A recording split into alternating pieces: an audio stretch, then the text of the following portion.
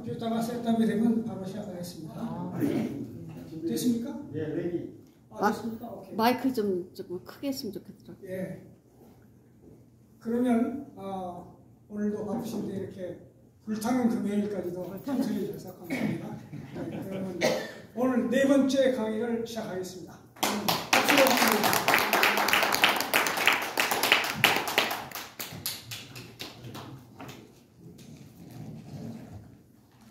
여러분 반갑습니다. 반갑습니다. 네 번째 시간입니다. 먼저 이성만학당 다음문을 함께 제창하겠습니다. 이성만학당 다음문 1. 우리는 자유롭고 민주적인 개인이다. 2. 대한민국은 자유에 보호합니다. 3. 우리는 자유통상과 영유공평의 세계를 자랑한다. 4. 우리는 거짓을 선택하며 명령에 허용되지 않는다. 예, 오늘의 강의 주제는 다음 슬라이드 이승만의 건국투쟁입니다. 이승만 다음은 두 번째, 대한민국은 자유인의 공화국이다. 그 자유인의 공화국이 성립하는 그 과정, 구체적으로 1945년부터 48년까지 과정을 살펴보도록 하겠습니다. 지난 시간에 말씀드렸듯이 그 다음 슬라이드를 보면요. 1945년 8월 15일 우리가 일제의 그 억압으로부터 해방이 되었습니다. 요사이는 흔히 광복이라고 이야기를 합니다만 엄밀히 말해서 광복이라 해방하지 않고 해방이라 해야 됩니다.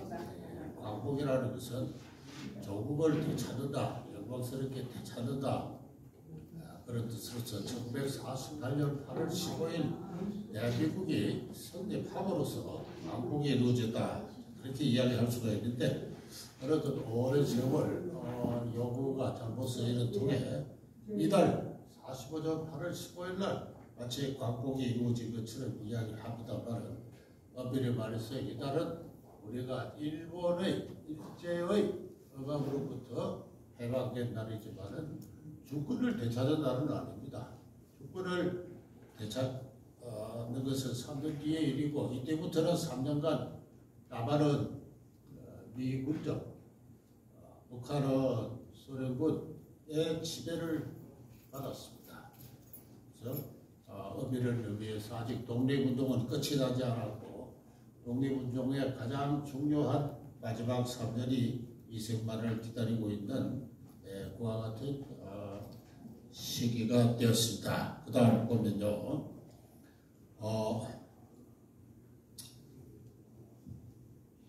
이 일본과의 전쟁을 끝냄에 있어서 미국의 루스벨트 대통령은 미국의 힘만으로는 너무 많은 미국의 젊은이가 희생될 것 같으니까 소련군의 참전을 스탈린에게 요구했습니다.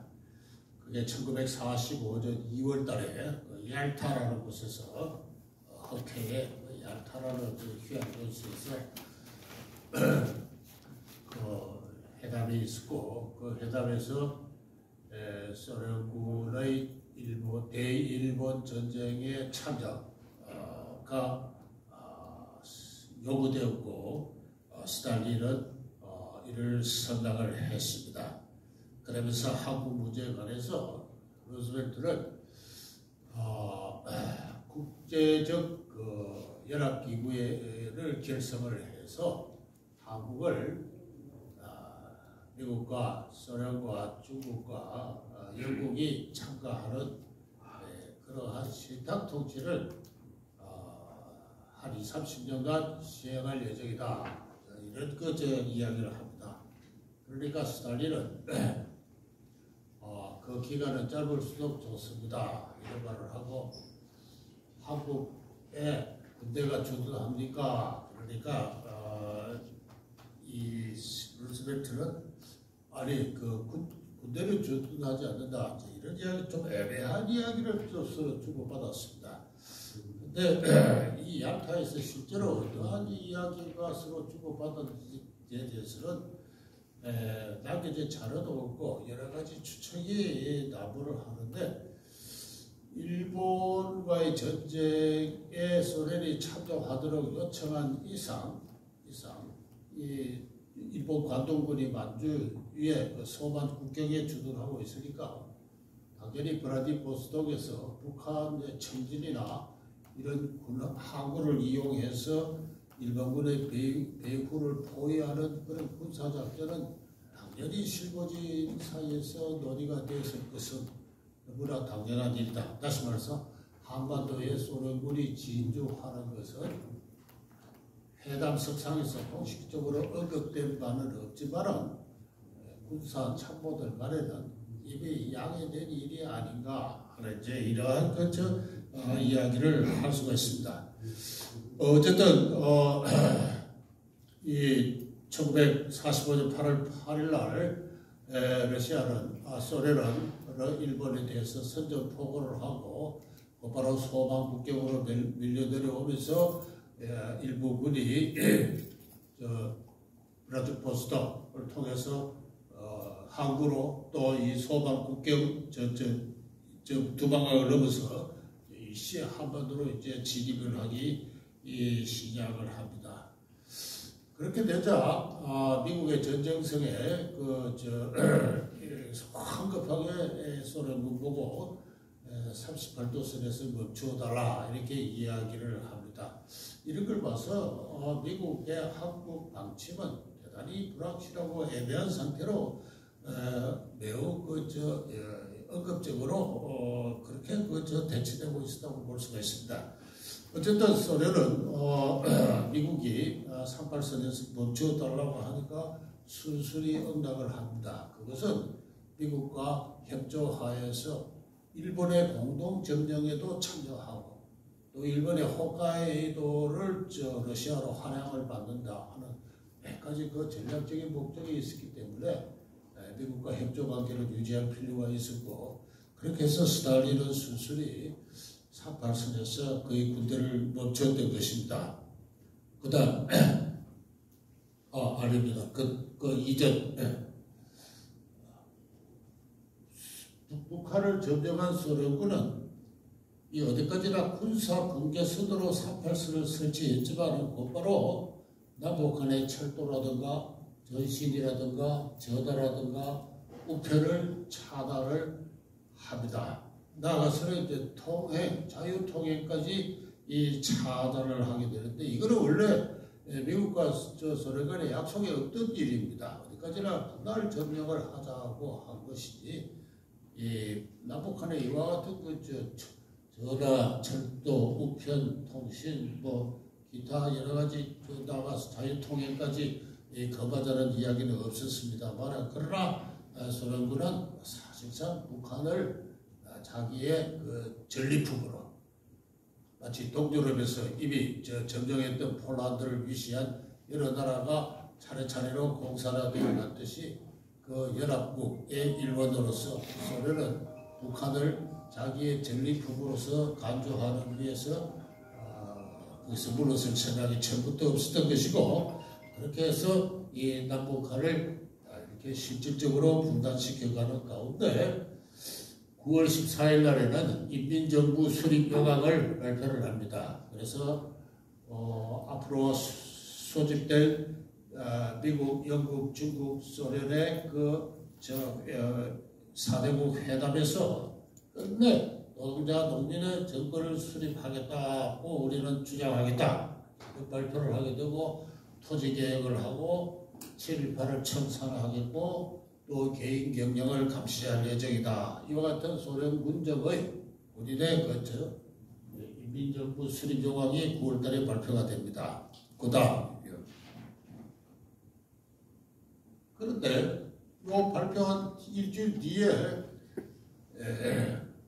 런던에서 이 영국과 미국과 소련 당시는 중국은 정신이 없어서 참석을 못했고 이 3개국 그 외상회담이 열려서 이제 전쟁이 끝이 났으니까 어떻게 서로 전선국으로서 서로 이제 약속한 바를 실천하기 위해서 이제 이렇게 만납니다. 여기서 스탈린은 일본의 공동점령에 우리가 참여하겠다. 미국이 지금 단독 점령하고 있는데 일본의 공동점령에 참여하겠다. 그 다음에 홋카이도를 절반을 잘라서 우리한테 달라. 그 위에 사할린이라든가 쿠릴령도 쭉 있는데 그것은 이미 얄타 회담 때 소련으로 간단하게 약속이 되어 있었습니다. 근데 이 소련은 거기서 더 나가서 일본의 북해도를 절반을 요구를 했고 또 리비아의 그 하부 그 트리폴리를 우리의 군함으로 달라 이렇게 이야기를 하니까 미국과 영국이 소련은 당초 약속이 들리지 않느냐 뭐 이렇게 따지기도 했습니다만 그러니까 스탈린이 기존의 점령지에서 자신의 기득권을 확실히 할 방침으로 이 극동소련군 사령부에 대해서 지령을 7개 항의 지령을 내리는데 거기서 북한과 관련해서 북한의 반일적 민주주의 정당 조직의 광범한 블록을 기초로 하는 부르주아 민주주의 정권을 수립하라 하는 이와 같은 명령이 내립니다. 스탈린 황제와 같은 존재죠. 이 황제와 같은 존재가 사실상 북한을 소련과 달봉골의 위성국으로 만들기 위한 본격적인 정치 공작에 참수하는 것입니다.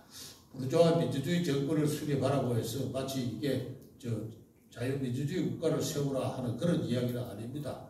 이 공산주의자들이 후진국에 들어가게 되면은 후진 지역에서 먼저 부르주아 민주주의 정권을 세운다 해놓고 얼마 안 있어서 다시 공산체제로 넘어가는데 바로 그와 같은 과도기적인 혁명으로서 북한의 독자의 정부를 세우라 하는 이야기와 같습니다. 반일적 민주주의 정당 조직의 광범한 블록에 기초해서 이렇게 해서 북한에서는 이미 일찍부터 소련의 방침에 따라서 독자적인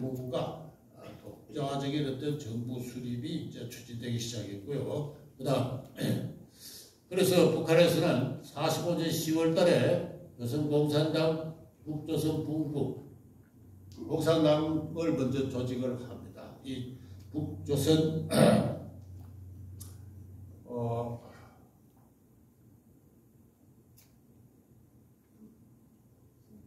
조선공산당 북조선 분국은 좀 있어서 북조선 공산당으로 이제 발전을 하는데요.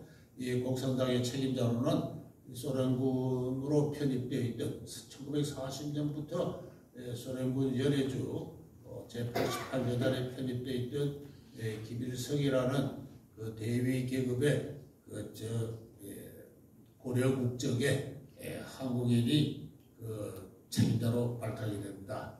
김일성이 모스크바로 불려나가서 스탈린과 4시간 동안 면접을 한 다음에 스탈린은 이 젊은이가 우리의 대리인으로 적합하다는 판정을 내려줍니다. 그래서 스탈린의 후광을 입고 나이 새파란 젊은이 28세의 젊은이가 32세니까 젊은이가 군중 앞에 나서 항일 전쟁의 영웅으로 이제 이렇게 우상화하는 이런 일련의 절차를 밟으면서 1946년 2월 달에 북조선 임시인민위원회가 성립하는데 이것은 사실상 북조선을 통치하는 행정부와 같습니다. 여기 북조선 임시위원회가 성립했음을 알리는 플래카드가 붙어 있는데 저 한쪽 구석에서 북조선 인민위원회는 우리의 정부다 이렇게 되어 있습니다. 그래서 북한에서는 소련이 직접 남한에서처럼 미군정을 실시하지 않고 이 인민위원회라는 것을 만들어서 통치를 조선 총독부 행정 여러 가지 사무를 인수받게 하게 했는데 그 각 지역의 임시인민위원회를 통합해서 조선 임시인민위원회를 만들고 그 위원장에 김일성이 이제 앉고 그랬습니다. 그러면서 3월 달에 소위 김일성 장군의 이름으로 북조선 임시인민위원회 20개 정강을 발표하는데요. 일제의 법률과 재판기구는 일체 이를 폐기한다. 조선 정독부가 1910년 8월부터 1945년 8월까지 약 35년간 600여 개의 법령을 발표했습니다. 그 600여 개의 법령을 모두 폐지한다. 그리고 그 법령에 기초해서 성립한 재판기구를 모두 폐지한다. 그러면서 인민의 자유와 재산을 보장한다고 했습니다. 1912년에 일제가 조선민사령을 실시해서 일본에서 시행 중인 민법을 조선에다 시행을 했습니다. 이 민법은 대한제국이라는 나라가 이 민법을 제정하지 못해서 결국은 그 나라가 망했다고 볼 수가 있습니다. 민법에서 모든 인간은 사적 권리의 주체로 설정되어 있습니다. 이 사적 권리, 사건이라 하는데, 사건. 법률적으로 성년이 된 사람은 자기의 모든 그 법률적 행위의 주체가 됩니다. 아마 미성년인 경우에만 보호자, 또는 뭐 심신이 미약한 사람들, 금지산자들, 뭐 이런 자들만 후견인이 필요하지만은 법적으로 성년이 된 모든 사람은 자기 권리를 자기가 주체적으로 결정하는데 여기서는 소유권 절대 원칙, 그 다음에 자유계약의 원칙, 이 두 가지가 한 인간이 이 사적 권리의 주체로서 서는 가장 중대한 원리입니다. 나폴레옹에 의해서 민법전이 만들어진 이래 이 민법전은 세계 도처로 이렇게 확산되어 가면서 일본에서 이 민법을 만드는 게 1897년입니다. 일본에서 만들어진 불과 13년밖에 안 됐던 그 민법을 1912년에 조선 정독부는 조선에 와서 실시를 하고 그때부터 우리 한국인들은 이 한반도에 사는 모든 조선인들은 법적 권리의 주체로서 자유인이 되었습니다. 그 법률을 다 폐지한다. 그렇고 북한에 민법 없습니다. 끝에 인민의 자유와 재산을 보장한다 했으니까 이게 좀 앞뒤가 좀 안 맞습니다. 안 맞고. 그 다음에 주요 산업 대기업을 국유화한다. 개인의 소규모 수급과 상업은 그걸 보장한다. 그 다음에 무상벌수와 무상분배 토지계획을 실시한다. 자, 이렇게 했습니다. 이렇게 해서 이제 북한은 돌이킬 수 없는 수준으로 소위 인민민주주의, 그들의 말로는 아직도 사유재산을 보호한다 했으니까 부르주아 민주주의 정권, 근데 그건 하나의 속임수에 불과합니다. 실질적으로는 하나의 과도기적으로 그냥 형식 발림으로 그 인민의 선전의 일환으로 인민을 그렇게 속이고 있을 뿐인데요. 어쨌든 부르주아 민주주의 정권을 수립하는 이와 같은 방향으로 이제 본격적으로 계획을 실시하는데 그 가장 중요한 것이 민법을 폐지하고 한 것과 두 번째는 무상 몰수와 무상 분배 토지 계획을 실시한다는 것입니다. 그래서 곧바로 법률이 폐지되자마자 무상몰수, 무상분배 토지계획이 토지는 농민의 것이라는 슬로건 하에서 시행됩니다. 그래서 북한 전적에 걸쳐서 5정보, 아니 3정보 이상을 소유한 모든 사람의 토지는 몰수가 됩니다. 무상으로 몰수가 됩니다. 몰수가 되어가지고 무상으로 그 토지를 경작하는 농민에게 분배가 되는데요. 그러나 이것은 그 형식적으로는 토지는 농민에게 해서 소유권이 지급될 것 같지만은 이 당시 만들어진 토지계획의 법령을 보면은 토지를 분배받은 토지를 함부로 판매하거나 저당하거나 또는 남에게 임대할 수 없다 이렇게 되어 있어요. 그러니까 저당하고 임대하고 또는 판매할 수 있는 그 물권적 권리 자체는 인정되지 않은 겁니다. 소유권을 지급한다고 했지만 실제로 지급하는 것은 경작권뿐이에요.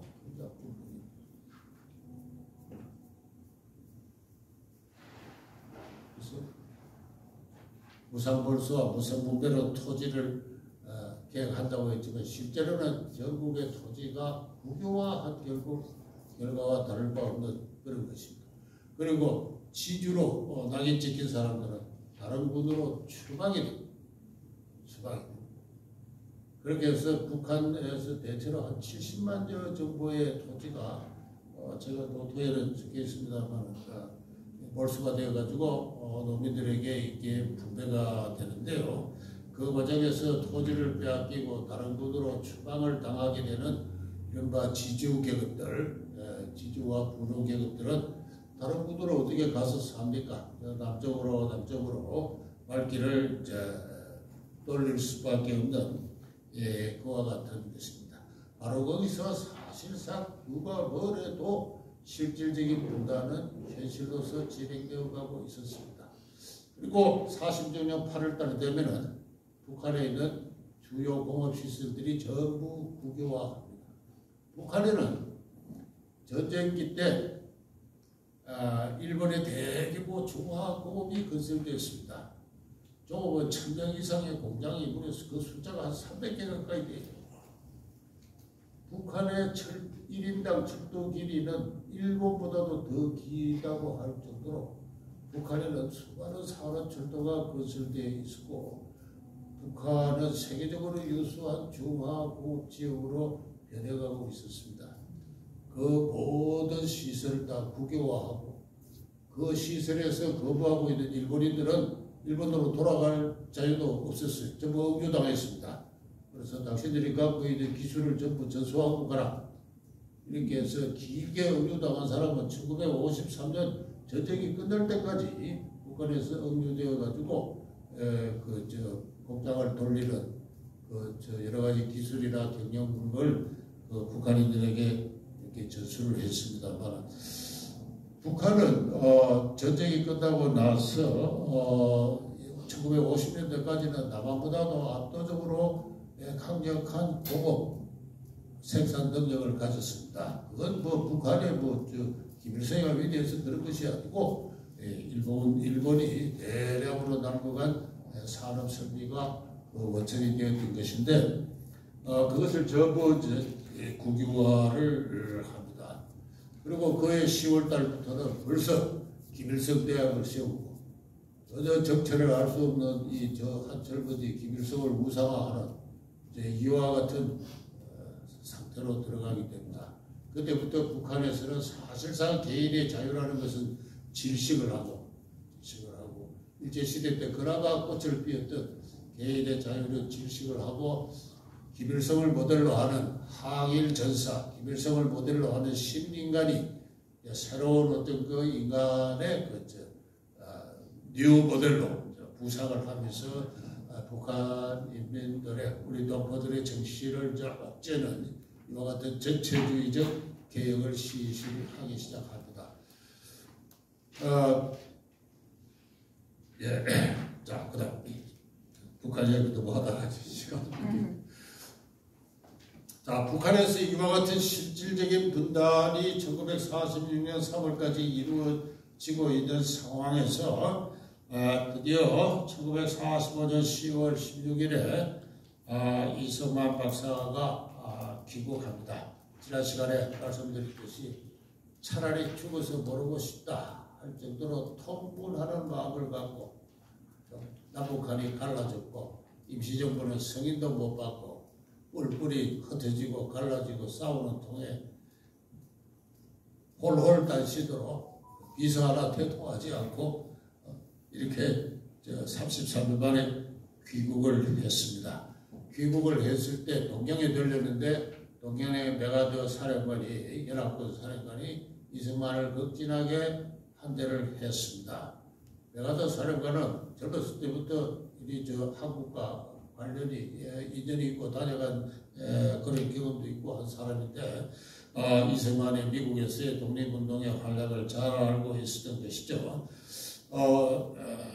메가더 사령관은 서울에 있는 미군 사령관, 하지 사령관까지 동경으로 불러서 이승만을 소개시키고 인사시키면서 한국의 이대 영웅이니까 그를 잘 대접하라 하는 이와 같은 당부까지 합니다.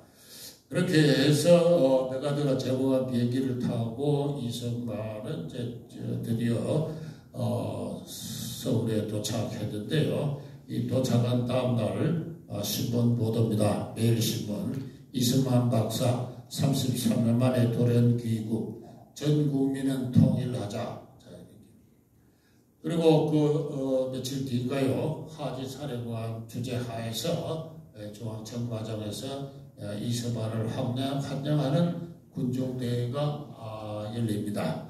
이 자리에서 이승만은 뭉치면 살고 흩어지면 죽는다 하는, 여기서 일치 전 국민은 통일하자 하는 그와 같은 이야기를 했습니다. 미국인들에게 대단히 유명한 말이죠. United we stand, divided we fall. 이걸 미국 독립전쟁 때부터 하던 이야기. 자유가 아니면 죽음을 이야기했던 그 패트릭 헬이라는 사람도 가장 먼저 이 이야기를 한 사람 중에 한 사람입니다. 그리고 바로 얼마 전에 2차 대전 때도 미국의 곳곳에 이 전쟁에 협력을 촉구하는 비라가 붙으면서 이 말이 United we stand라는 그러니까 이승만도 늘 보고 들은 이야기. 그러면 그가 무엇을 위해서 우리가 단계를 해야 하는가? 미국의 독립전쟁에 그 적이 있고 2차 대전 때 그 적이 히틀러와 일본이 있었듯이 이승만은 무슨 생각으로 United we stand, divided we fall 이라고 했을까? 그게 바로 공산주의입니다. 공산주의와 새로운 독립전쟁을 하지 않으면 안 된다 하는 그와 같은 각오를 밝힌 것인데, 그러나 사람들이 그 뜻을 완전히 이해하기는 힘들었을 것이라고 생각을 합니다.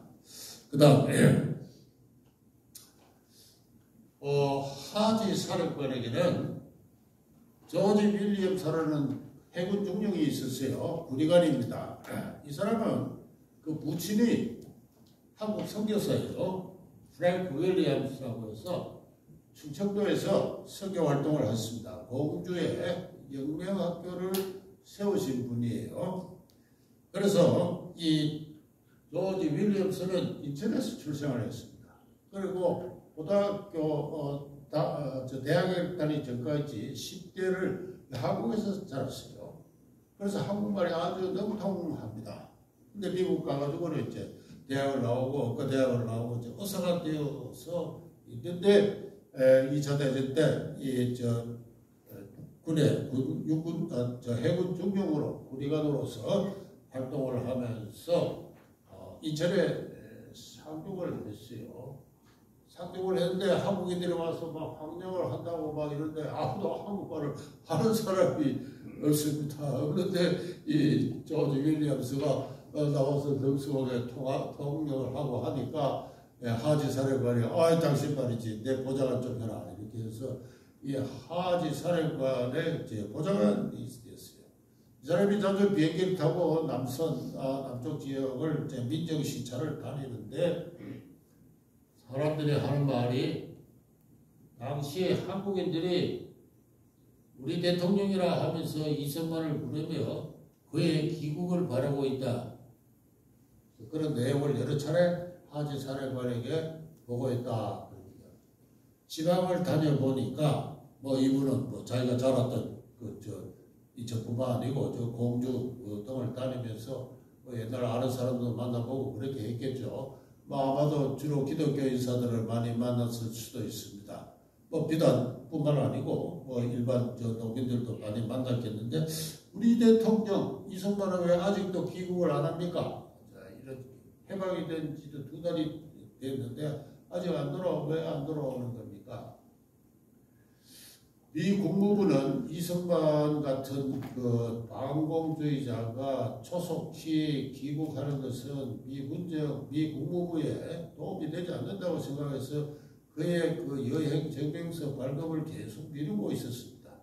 근데 이와 같은 보고가 군을 통해서 미 합참에까지 전달이 되고 미 합참이 미 국무부에다가 한국에 이런 여론이 있는데 이 사람을 좀 찾아서 좀 빨리 보내주시는 게 좋습니까? 이렇게 이야기가 들어가니까 워싱턴에 있는 이승만을 이제 찾아냈다 이런 이야기도 있는데 어쨌든 그 미 국무부가 9월 말에 이승만에게 이 여행증명서를 발급을 하게 된 것은 이와 같은 현지 사령관, 현지 군부의 입장이 또 나름대로 중요했다고 볼 수 있습니다. 그런데 저는 이 윌리엄스 총령이 이 9월달에 1949년 8월 말 9월 이렇게 전국을 다니면서 우리 대통령, 우리 이승만 대통령 하는 그 여론을 들었다는 이야기가 실제 사료 속에서도 제가 본 사료 속에서도 확인이 된다. 그렇죠? 그 다음 보면은 이거는 제가 그걸 읽고 논문도 쓰고 했던 그러한 자료인데요. 충청도 충주 그 남한강 면에 한 양반이 살고 있었습니다. 김인수라는 사람인데요. 이 사람은 상당히 지체가 높은 양반이에요. 충청도에서 정통학파로 내려오는 그 화서학파라고 있는데 그 화서학파의 그 계보에 속하는 상당히 나름대로는 잘 나가는 양반입니다. 한인데 이 사람이 1912년부터 1962년까지 50년간 하루도 안 빠지고 어떤 사람이 해야 봤는데 하루도 안 빠졌다 그래요. 매일 일기를 썼습니다. 일기를 써요. 한문으로 일기를 썼습니다. 그래서 제가 어느 때 그 일기가 한국정신문화연구원에서 출간이 됐기 때문에 2권짜리입니다만은 이 사람이 해방 전후에 일제시대나 해방 이후에 대한민국 성립할 때까지 어떤 생각을 하고 살았는지를 좀 살펴보고 조사를 해서 논문을 쓴 적이 있는데 해방이 되고 나서 일주일 1945년 8월 21일 일기에 보면은 일찍이 독립주모 이승만 이하 몇 사람이 오심열성으로 영미로 넘어가서 동심동력으로 밤낮으로 생각하고 여름날이나 겨울밤이나 해석 가득 경륜을 쌓아 일본 큰 오랑캐 나라를 멸하고 우리 조선 예의의 나라 우리 동방예의지국을 회복하기를 와신상담 36년에 드디어 오늘날 하늘의 해가 다시 밝아 뜻이 있는 자 끝내 이 일이 이룰 것 같다. 장하다 쾌하다. 또 10월 12일이 되면은 오호 되더라. 이승만이 교활한 일본을 선멸하고 우리 예의의 오랜 나라를 복구하였습니다. 비록 영미 세력에 의지했다고 하나 장차 천하 만만세에 전할 이야기를 남겼으니 어찌 쾌하고 쾌하지 않은가. 피한 말을 마시고 쓸개 한 말을 빨았다고 하니 예적에 들은 그 말이 지금 그 법을 본다. 이런 이야기를 해요. 이 선비들은 아직도 농촌에서 강력한 어떤 농촌 지배 세력으로 존재하고 있는 사람들입니다. 조선왕조가 망한 지 불과 35년밖에 안 됐잖아요. 김인수라는 사람은 조선왕조가 망할 때 나이가 16살입니다. 근데 16살 때 이제 아버지가 이제부터 너가 일기를 쓰라 이제 명을 합니다. 아버지가 일기를 쓰다가 아버지가 죽을 때쯤 되면은 자식 보고 이제 가권을 물리주면서 이제부터 너가 집안 살림을 책임지라 그 이야기를 하면서 일기를 쓰도록 명을 하는데 일기를 쓴다는 건 집안의 대소사 모든 것을 기록하고 제사 지내는 거 손님 치르는 거 다 자세하게 적어놔야 실수가 없잖아요. 그래서 일기를 1912년부터 시작했는데 불과 33년밖에 되지 않습니다. 여전히 조선왕조 시대의 사람이 농촌에는 그대로 조선왕조의 숨길이 살아있어요. 그런 사람들이 아직도 전체 우리 당시 전체 총 인구가 한 2,700만, 북한에 한 1,000만, 남한에 한 1,700만 정도 되는 이제 인구가 살고 있었는데 그 인구의 한 60% 가까이는 그런 전통적인 그 삶의 결속에 살고 있는 사람들인데 그 조선의 왕조의 정치세계를 대표하는 이 사람의 입장이었을 때 이승만은 춘추 전국시대에 잃어버린 나라를 40년 만에 되찾았던 군왕과 같은 존재예요.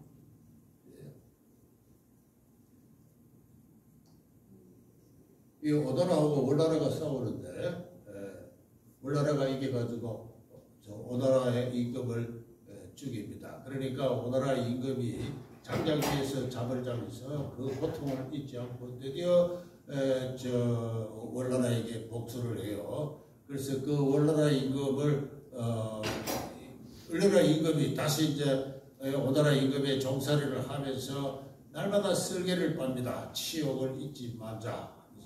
썰개를 빨아가지고 그렇게 해서 또 한 40년 뒤에 드디어 복수를 해서 잃어버린 월나라를 찾습니다.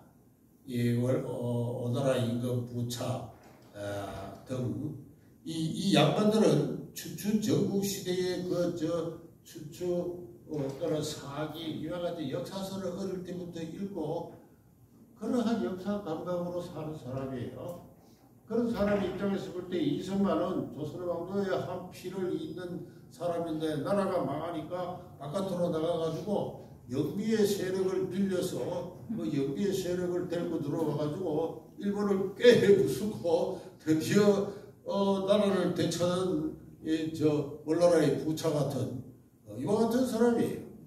그래서 이런 일기가 이 뒤에도 몇 번 더 나옵니다. 장하다 이승만 장쾌하다. 그래서 이러한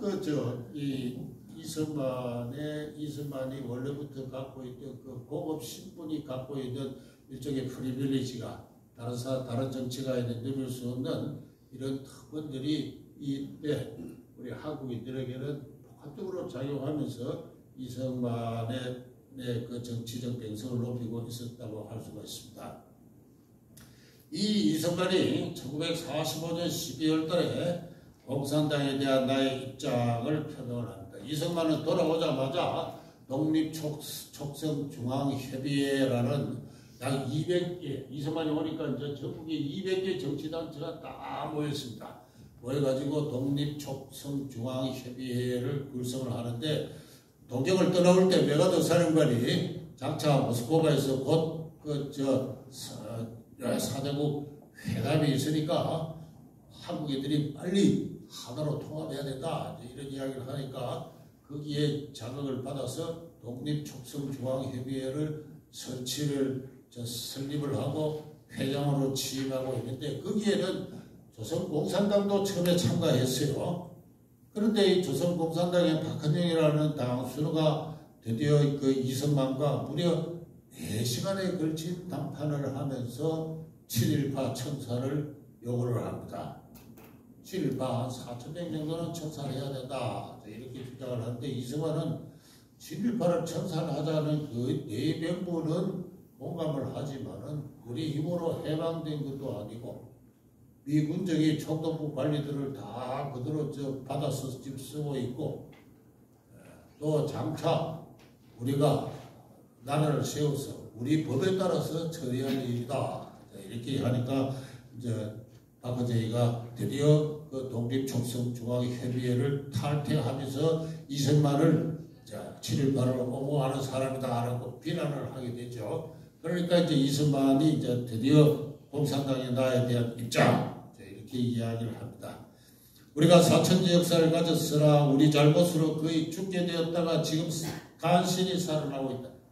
이승만은 제가 지난 시간에도 몇 번 이야기했습니다만 우리 한국이 독립 이런 것을 그저 일본이 와서 짓밟고 지배했다 그렇게 표현하지 않고 우리가 우리 잘못으로 자유를 잃었다가 거의 다 죽었다.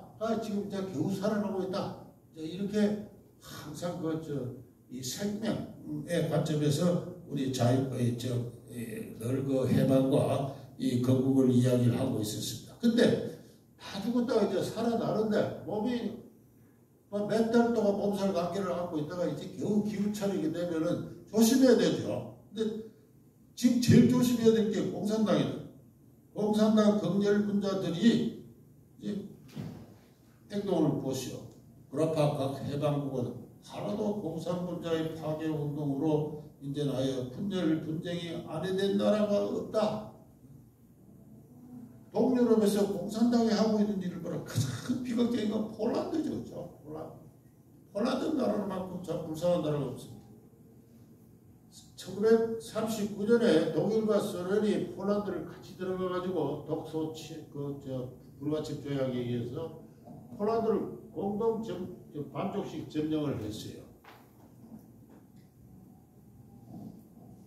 폴란드는 거의 저항을 하지 않은 채 이 독일과 소련의 점령이 됐는데 이 소련 쪽에 그러니까 동쪽입니까? 폴란드 동쪽 반에 22,000명의 그 군인 한 8,000명, 대학 교수, 언론인, 정치인 이 22,000명이 소련군에 의해서 학살이 됐어요. 학살이 됐습니다.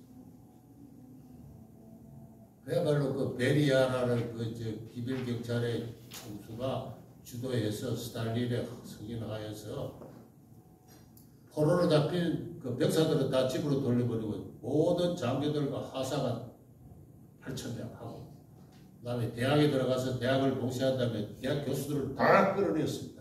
제 같은 사람도 있었으면 이제 꼼짝없이 이제 끌려서 죽을 판인데 그 다음에 주요 문인 지식인 장차 소련 점령 하에서 공산주의 국가를 만드는데 방해가 될 만한 인물들은 다 끌어모아가지고 여러 군데 숲속으로 끌고 가가지고 손을 묶은 다음에 총살을 해서 땅에다가 파묻었어요. 불도자로.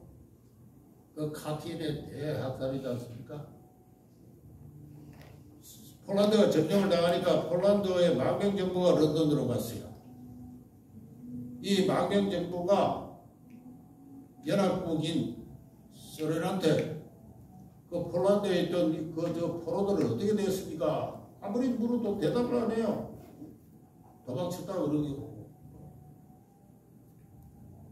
그런데 어느 날 독일군이 땅속을 파헤치면서 개들이 이런 얘기하고 그냥 땅속에 파묻힌 사람의 시체를 그냥 떠들고 있는 거를 독일군이 발견을 하고 파보니까 그 모양이 그 유명한 사람이 여권도 나오고 신분증도 나오고 말이죠. 그 독일이 이제 그걸 다 발표를 하니까 또 독일 발표라고 해서 아무도 믿지를 않습니다. 그런데 슬슬 그것이 이제 사실이 드러났죠. 확인되었죠. 영국과 미국은 그것을 사실인 줄 알면서도 전쟁 중이니까 눈 감아줬습니다.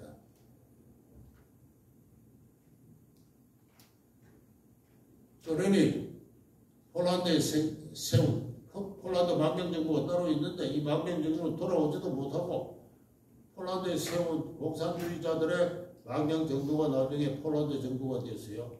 공산화가 됐습니다. 그래가지고 1988년까지 그 카틴의 대학살은 소련이 계속 부인을 해왔어요. 그러나 이미 43년, 44년 단계에서는 상당히 이 영미권에서는 알려진 사실이 됐어요. 사람 22,000명을 포로로 말이죠. 그렇게 학살하는 거. 사실 스탈린은 히틀러보다도 더 무서운 악마예요. 근데 이스마엘은 그걸 압니다. 자기 부인 프란체스카 여사가 동유럽 출신이니까 그 동유럽에서 어떤 일이 벌어지고 있는지는 프란체스카 여사가 더 잘 알죠. 자기 원래 고향이 거기니까. 체코도 마찬가지로 공산하고 있었고 그런 이야기를 지금 하고 있는 겁니다. 저 무서운 바이러스 같은 콜레라 같은 균이 하나 들어오는데 우리 몸이 약간 조선 사람들 지금 조심해야 된다 이런 이야기. 그래서 이 분자들은 노국을 러시아를 저희 조국이라고 부른다니 이 사람들이 한국을 떠나서 저희 조국으로 돌아가서 저희 나라를 충성스럽게 섬기라고 하죠. 이 한국의 공산주의자들은 소련을 자기들에게 조국이라 불러들여야 국제 계급의 조국이라고 생각하고 있는 것이죠. 이 분자들과 싸우는 방법은 먼저 회유, 먼저 달랜다. 그러나 끝내 고치지 않고 파괴를 주장하는 자는 비록 부형이나 친자식이라도 원수로 대해야 한다. 지금 이 문제를 우리 손으로 해결하지 못하면 우리나라도 다른 해방국들 같이 나라가 두 절분으로 나눠져서 동족 상정의 화를 맺지 못할 것이다. 벌써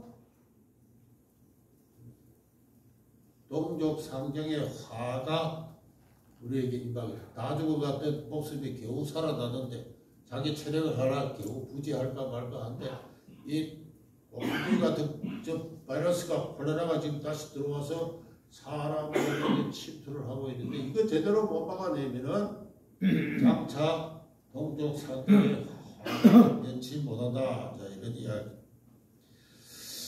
자, 이런 이야기를 하면서 바로 이때가 이 공산당의 입장 표명하고 나서 나흘 뒤에 모스크바에서 영국, 미국, 소련 3외상회담이 있게 되죠. 여기서 한국 문제를 토론하는데 벌써 전쟁 이전에 약속된 대로 연합국의 한 공동 연합국에 참여하는 국제적 신탁기구가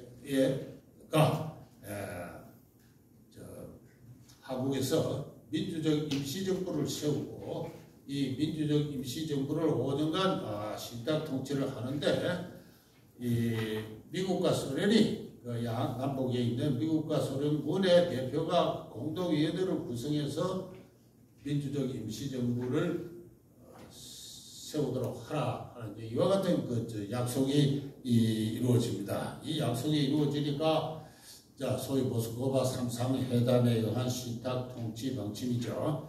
그렇게 해서 미소 공동위원회가 이제 서울에서 이제 드디어 그해 3월달에 이루어집니다. 3월달에 서울의 덕수궁에서 미국군 대표와 서울의 평양의 소련군 대표가 만나서 민주적 임시정부를 세워야 되는데 이 민주적 임시정부를 어떻게 세울 것인가를 이제 논의하는 회담을 이제 가지기 시작을 합니다. 조금 전에 말씀드린 대로 북한에서는 벌써 3월달에 토지개혁부터 실시를 했다. 그때 북한의 여러 사람들이 조바식 선생 등 조선민주당의 사람들이 왜 미소공동위원회가 열려가지고 남북한의 통일적인 민주적 임시정부를 세운다고 했는데 그 임시정부를 세우기도 전에 북한에서 먼저 조선임시위원회를 만들면 어떻게 하느냐 이 항의를 합니다. 하니까 김일성은 장차 성립할 통일적 민주적 임시정부가 민주개혁을 제대로 하기 위해서라도 북한부터 먼저 실시할 필요가 있다.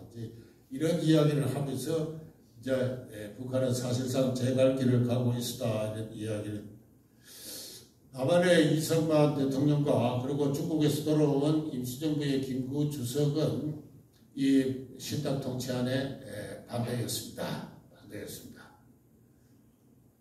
미국은 우리 한국을 잘 하는 것 같으면서도 실상은 잘 몰라요.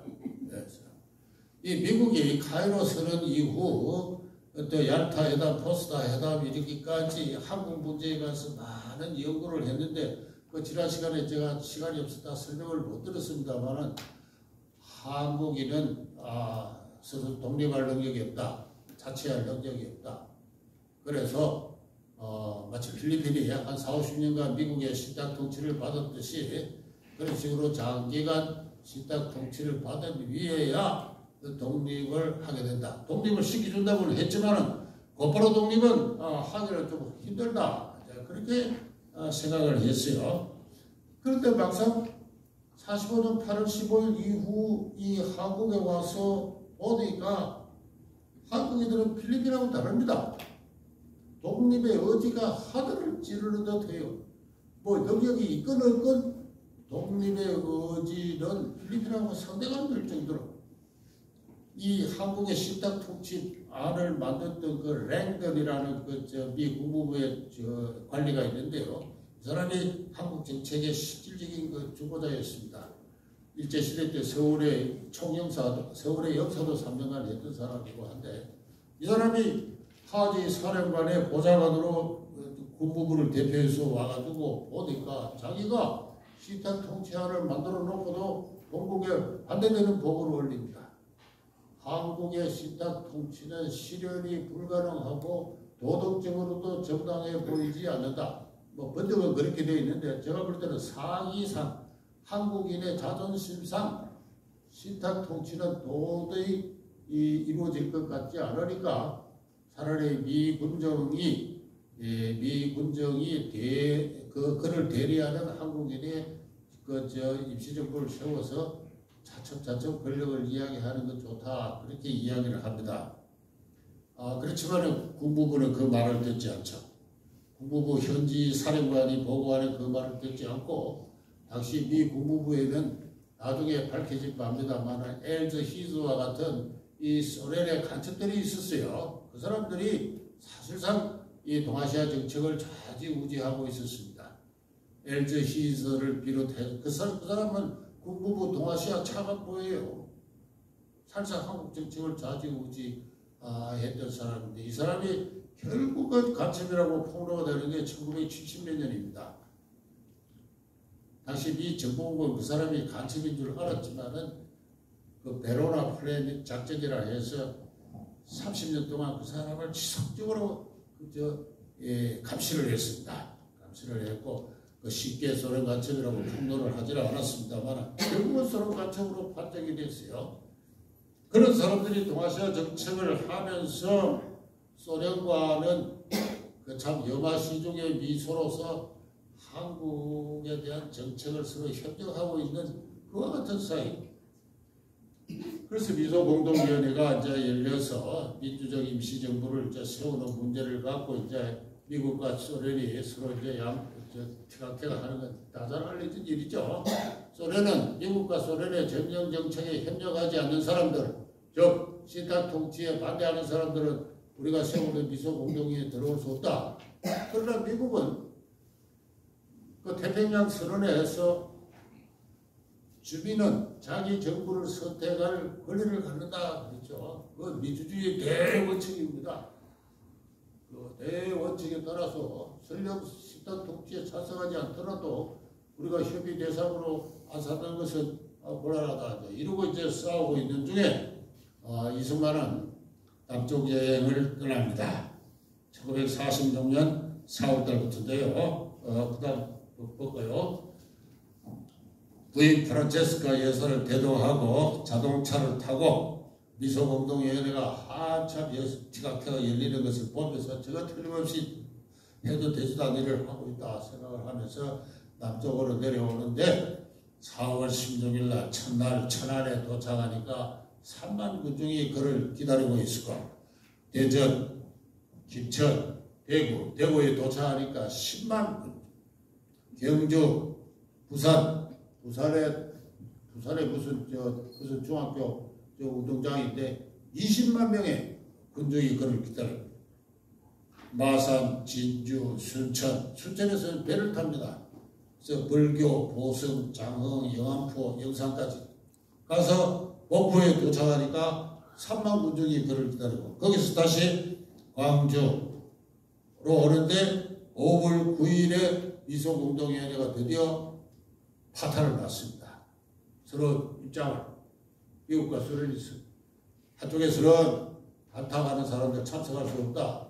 미국은 그거 좀 그 민주주의 원칙에 어긋난다. 이러다가 이제 결국은 다음 모일 날짜를 잡지도 못하고 휴회를 해버렸습니다. 그러니까 전국이 급박하게 돌아가니까 서울로 비행기편으로 돌아왔다가 이제 미소공동위원회가 되는 걸 보고 이제 어떻게 정리되는 걸 보고 6월 3일 날 다시 정읍에 와서 전주, 이리, 군산에 가니까 20만 명. 그 다음에 공주, 성주, 진천, 장어원 이렇게 거쳐가지고 6월 10일 날 서울에 들어옵니다. 그 무려 한 달 보름 가까이 되는 이 여행을 하는데 가는 곳곳마다 이 구름과 같은 인파들이 모인다 말이죠. 그 다음 보면은 이승만의 나무 순회에서 요거는 저 KBS 무슨 그 다큐멘터리에서 제가 스크랩을 했는데 저 동영상을 한번 들어볼까요? 예, 그 다음 들어보실래요?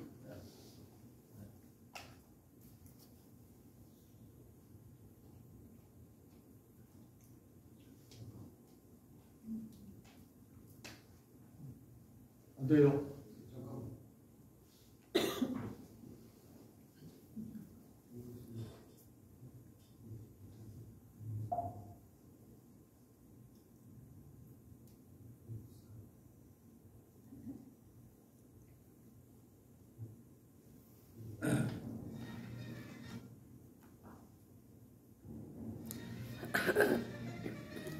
(10월 20일) 미 군정은 대대적인 이승만 귀국 환영식을 마련했다.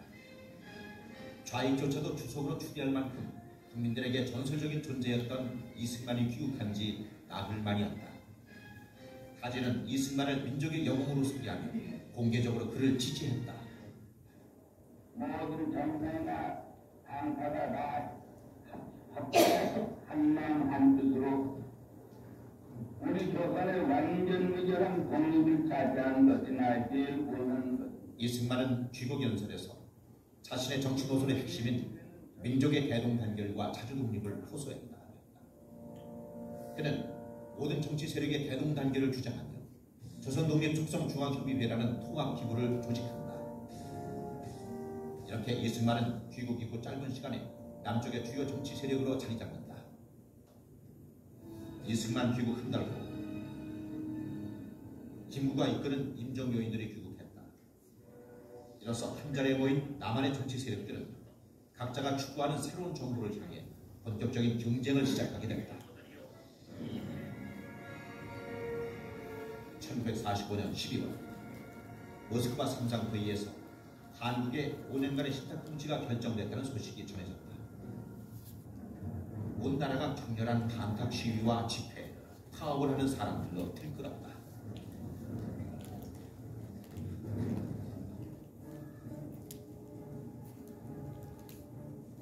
온 나라가 신탁 통치 문제로 갈라져 싸웠고 좌우익의 갈등과 반목은 더욱 첨예해지면서 해방정국은 점점 혼란 속으로 빠져들고 있었다. 서울시 중구 정동의 덕수궁 1946년 3월 20일 미소공유의 우선 과제는 신탁 통치를 실시하기 위한 임시정부의 구성이었다. 결국 미소공유는 아무런 결론도 내지 못한 채 결렬됐다.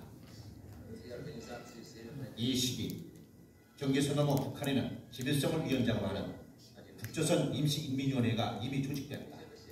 이것은 임시법령 개정권을 가진 사실상 정부의 탄생이었다. 미소공유가 한창이던 1946년 4월 14일 이승만은 지방 유세를 떠난다. 그는 가는 곳마다 환영을 받았다. 미소공유가 진전이 없자 실패를 예상한 이승만은 본격적으로 반공 반소를 내세운다. 당신의 동생일지라도 공산주의의 훈련을 받았다면 이제는 당신의 동생이 아닙니다. 그 동생은 동포들을 소련에 넘겨주려 할 것이고 그러면 당신의 나라는 소련의 위성국이 되는 것입니다. 6월 3일 이승만은 정부에서 남한만의 단독정부 수립 구상을 처음 밝힌다. 미소를 중심으로 양분된 국제정세상 이들의 합의하에 통일정부가 수립될 거란 기대는 애당초 불가능하다는 생각에서였다. 고위 휴회된 고위가 재개될 기색도 보이지 않으냐.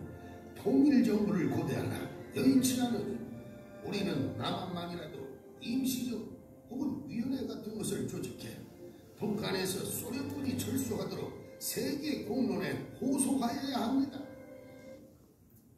예. 그다음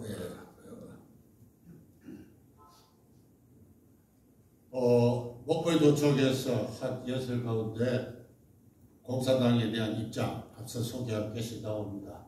당신의 동생일지라도 공산주의 훈련을 받았으면 이제 당신의 동생이 다르다 이렇게 합니다. 공산주의는 우리를 다시 죽음으로 몰고 가는 콜레라와 같다 하는 이제 그와 같은 이야기.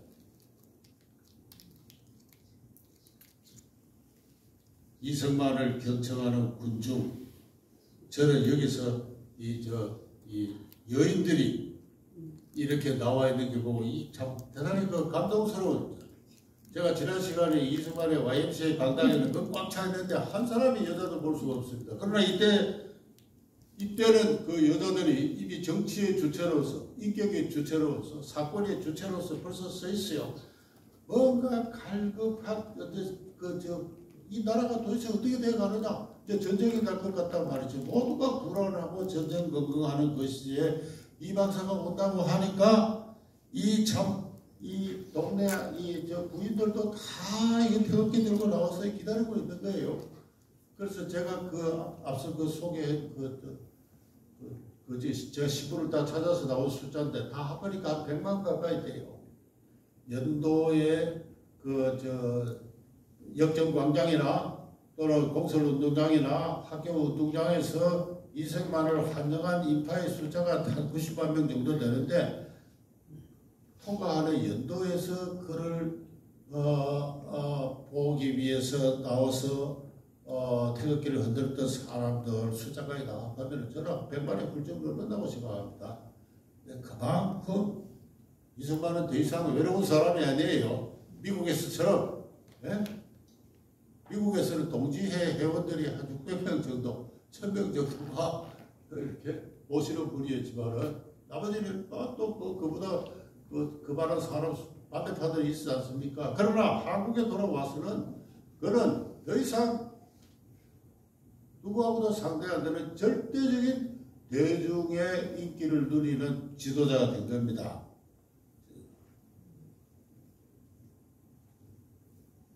그런데 이 중요한 것이 정업 발언이죠. 정업 발언입니다. 정업에서 드디어 우리만이라도 미소공의가 파탄이 되었으니까 우리만이라도 민주정부나 임시정부나 또 위원회 같은 걸 세워야 된다. 이런 발언을 했는데 지금 많은 사람들이 지금까지도 이것 때문에 남북분단이 됐다고 이야기하는데 정말로 참 그렇게 이야기하는 사람들 참 한심한 사람들이에요. 교과서도 그렇게 쓰여져 있어요.